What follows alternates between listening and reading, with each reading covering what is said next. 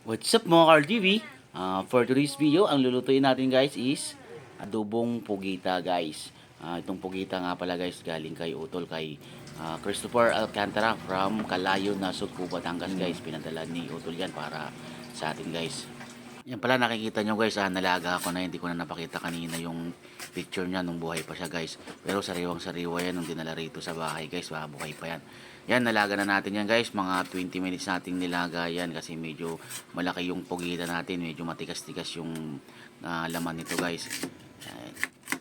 Hiwain na natin guys yung mga panangkop natin. Siyempre meron tayong sibuyas, bawang at saka hindi mawawala yung luya, pang tanggal lang sa yan guys. Kaya siyempre yung pugita medyo walang sa din yan para mas masarap yung luto natin guys. Nga pala guys, bago ako mag-umpisa magluto, gusto ko lang i-shoutout si Boss Tokli Vlog at saka si Kawarip.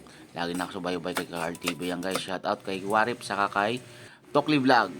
Yan guys, nagigisa na natin yung mga panangkop natin. Siyempre yung mauna natin yung bawang, tapos sibuyas, tapos yung luya. Kunting ano lang yan guys, gisa-gisa. And then pag once na medyo golden brown na yan, ilagay na natin yung ampalaya. Mali pala, siling haba pala yan guys. Sorry. Siyempre gigisa natin yan, gagamitin natin yung technique natin na ginagawa ni Chef Peng. Then ilalagay na natin yung pugita. Yan guys, so medyo marami-rami yan kasi medyo malaki yung pugita na pinadala ni Utol Boyet Alcantara. At nga pala kay Utol ulit, na kung sino man ang gustong mag-swimming dyan, meron tayong magandang pagsiswimmingan doon sa lugar ni Utol Boyet guys, sa may Calayo, Nasugbu, Batangas.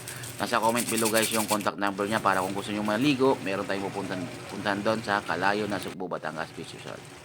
And guys, nalagyan na natin lahat ng mga panangkot natin. Nilagyan natin yan ng dahon ng laurel. Tapos lagyan natin ng toyo at saka suka guys. Tsaka lalagyan din natin na pang seasoning yan, yung bitchin natin guys. Lalagyan natin ng konting bitchin yan, masarap din yan guys.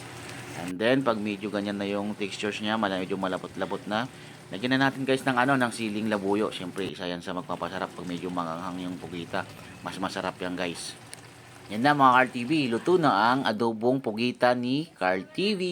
Yan guys, lalagyan natin ng dahon ng sibuyas. Siyempre, konting pampaganda lang din para masabihin namang ang ganda ng luto ni ka-RTV na pugita. Siyempre, maraming salamat sa mga parating nanonood ng video ni ka-RTV guys.